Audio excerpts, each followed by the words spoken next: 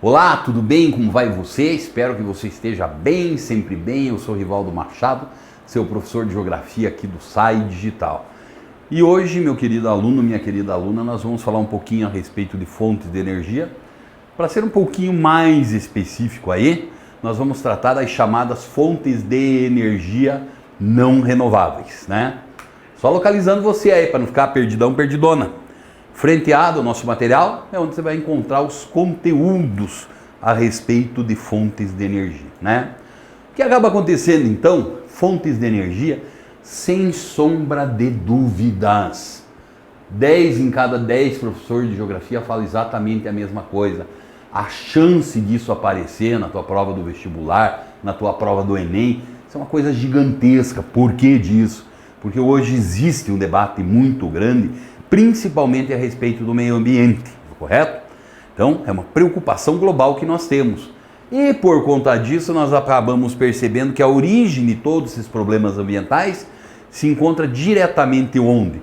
Relacionado com as fontes de energia que nós temos no nosso planeta, né? E mais principalmente ainda, né? Não é mesmo? As chamadas fontes de energia não renováveis, elas são, por assim dizer, a galera do mal, tá?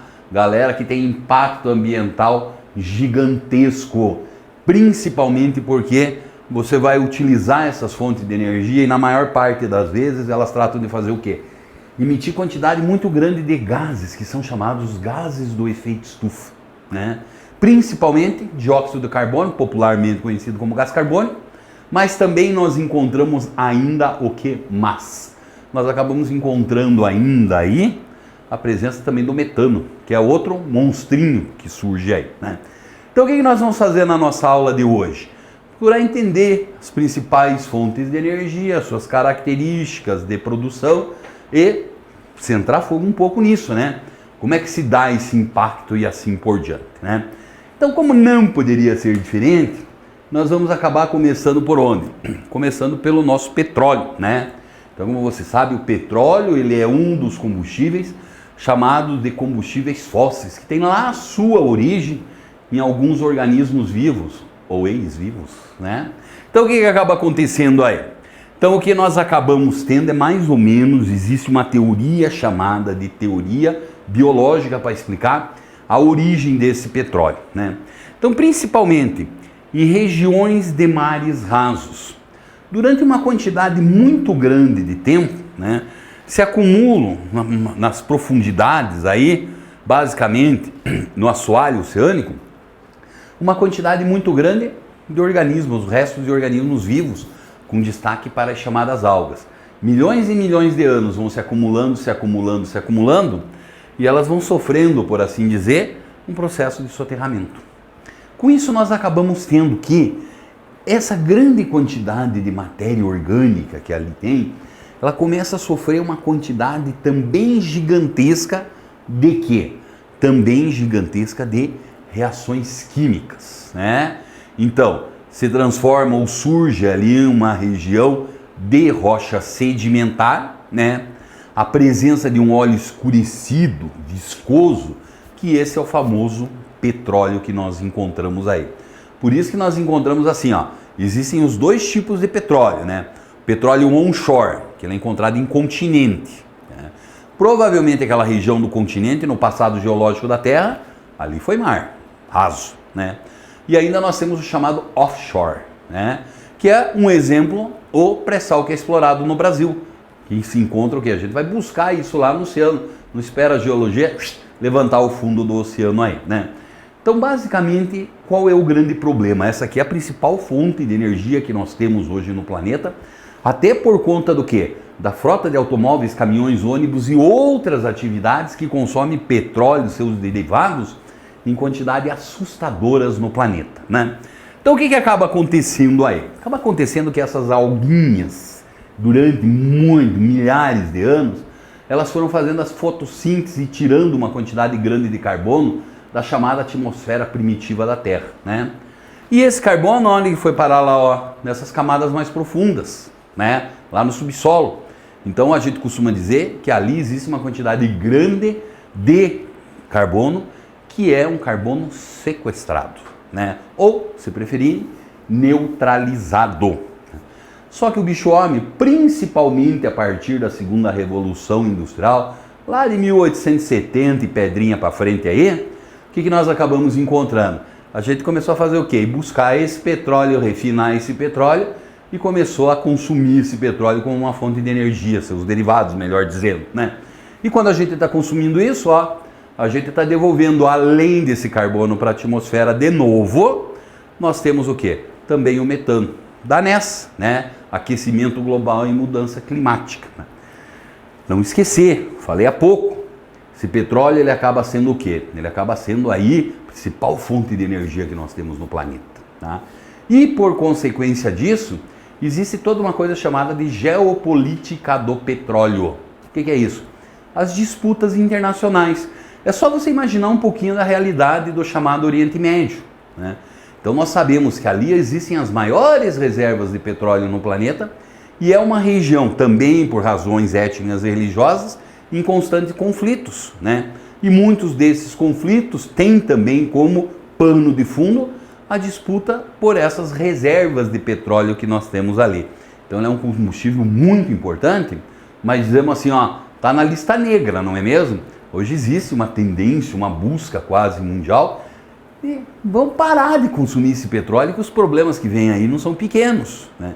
Por exemplo, onde que se consome em grande quantidade? Ah, é na frota de automóveis do planeta. Então a gente percebe cada dia mais uma guinada de uma nova tecnologia que são os chamados carros elétricos, que é justamente para evitar esse probleminha aí. Tá? Então o petróleo ainda ele é um combustível, uma fonte de energia muito importante. Né? Quando nós temos a formação desse petróleo, é muito provável que muitas vezes junto com ele também nós acabamos tendo a formação nas camadas um pouco mais superiores do subsolo também do gás natural. Não quer dizer que um necessariamente depende do outro, né? Onde você tem petróleo, muitas vezes você pode encontrar gás, mas muitas vezes o gás também existem reservas, que elas são reservas exclusivas apenas dele, né? O que acaba acontecendo? O gás, se comparado com o petróleo, né, a origem de formação, então vai ser a mesma. Mas ele vai ter características diferentes. Primeiro, o poder energético dele é menor, ele produz menos calor. E somado a isso, produz menos calor também, mas é menos poluente. Né? O mundo consome esse gás natural e consome em grande quantidade. Né? Só para você ter uma pouca ideia, Brasil, consumimos aqui no Brasil. E principalmente o nosso consumo vem da Bolívia, por isso que nós construímos o chamado gasoduto Brasil-Bolívia lá no governo do Fernando Henrique Cardoso. Né? Somado ainda nós temos o quê? Carvão mineral, certo? Carvão mineral também é um hidrocarboneto. Só que no caso do nosso querido carvão mineral, ele não vai ter um processo de formação um pouquinho diferente. Né? Não vai ser basicamente lá no oceano a partir de algas. E sim nós acabamos tendo que a formação desse carvão mineral se dá principalmente em continentes, certo? Em vez de ser a alga, foram basicamente lá no passado geológico da Terra, grandes florestas que elas trataram de ser soterradas, né? Então soterrou a florestinha lá, o que acaba acontecendo com ela? Com o passar do tempo ela também vai sofrer toda essa matéria orgânica que está lá, um processo basicamente químico, né? E esse processo químico faz com que essa matéria orgânica ela vá perdendo umidade cada vez mais, né? Onde nós acabamos encontrando o quê? Que dependendo justamente de uma coisa chamada de tempo de encarbonização, ou chamado tempo de maturação, que é o tempo que vai ficar soterrado, é a quantidade de água que essa matéria orgânica perde, a quantidade de carbono que ela acumula. Isso define, por exemplo, a qualidade dos diferentes tipos, das diferentes reservas de carvão, né? Só a título de exemplo, o que acontece? Nós vamos encontrar, por exemplo, um carvão mineral com baixo poder calorífico, chamado de turfa, né? Muito recente geologicamente falando, daí ele se transforma num lignito, já perdeu um pouco mais, tem esse nome porque lembra muito a lenha, né? E além disso nós acabamos tendo o quê? Podemos chegar até um nível que tem mais de 90% de carbono, que seria o antracito, com poder extremamente poderoso. As grandes reservas mundiais, por uma questão geológica, se encontram no hemisfério norte da Terra. Nós aqui do hemisfério sul temos, por exemplo, no Brasil, formação do Irati no sul, tem reserva de carvão mineral, mas essas reservas de carvão mineral são de baixíssima qualidade aí, tá? E daí o que nós encontramos para fechar nossa brincadeira de hoje aqui? Os combustíveis chamados combustíveis nucleares, tá? Basicamente a ideia dos combustíveis nucleares é uma novidade que nós temos aí no planeta. Essa tecnologia ela começou a aparecer principalmente durante a Segunda Guerra Mundial, né? Um tipo de tecnologia muito problemática e perigosa essa, né? Porque o que é que nós acabamos encontrando ali? A lógica seria o quê? Justamente se eu utilizar alguns minerais que são conhecidos como minerais radioativos. O tórrio, o césio, o lítio, o próprio urânio, são alguns deles aí. Vão passar por um processo industrial chamado de enriquecimento, e daí você precisa de toda uma tecnologia para fazer o quê? Para quebrar o átomo desse mineral aí. Uma vez que você fez esse processo conhecido de fissão nuclear, vai começar a emitir uma quantidade muito gigantesca de energia, né? Principalmente energia térmica. E daí acaba acontecendo o quê? Acaba acontecendo que você utiliza essa energia térmica, por exemplo, em uma central núcleo elétrica. Produção de energia elétrica a partir de um combustível nuclear, tá certo? Mas quais são os problemas que nós encontramos principalmente nisso aí, né? O primeiro problema está relacionado com a questão de nós temos ainda que é uma tecnologia assim muito recente e pouco desenvolvida, né? Em que sentido? A hora que você faz a quebra, a fissão desse átomo, você retira a energia, mas se gera uma coisa chamada de lixo atômico. Esse lixo atômico ele continua emitindo radioatividade por período muito longo, pode ultrapassar tranquilamente um século. Só que essa radioatividade, por exemplo, em contato com os seres vivos, ser humano, pode causar aí um câncer, pode causar uma modificação genética, os descendentes vão perceber isso, né? Então, você, uma vez que produziu a energia com isso, nós acabamos tendo o quê? Nós acabamos tendo que isso tem que ser muito bem acomodado, muito bem guardado, né? Baixíssimas temperaturas e assim vai. O grande problema disso é que muitas vezes nós temos os desastres nucleares, né? Lá, no período da antiga União Soviética, Chernobyl ficou muito conhecido, um grande vazamento que nós tivemos. Aquilo ali botou em descrédito esse tipo de energia, né? Essa década de 80 e 90 nós tivemos, um anúncio no mundo, agora nós temos uma tecnologia melhor. Até que recentemente nós tivemos em Fukushima, lá no Japão, um outro desastre e um vazamento grande também, né? Então esse tipo de energia aí, ela é uma energia que tem uma alta capacidade energética, mas o risco disso é gigantesco. E também nesse caso nós acabamos tendo o quê? Envolve geopolítica. Por que é que envolve essa geopolítica? Porque basicamente a tecnologia é a mesma, tanto para a produção da energia, como para a produção de armas nucleares, né?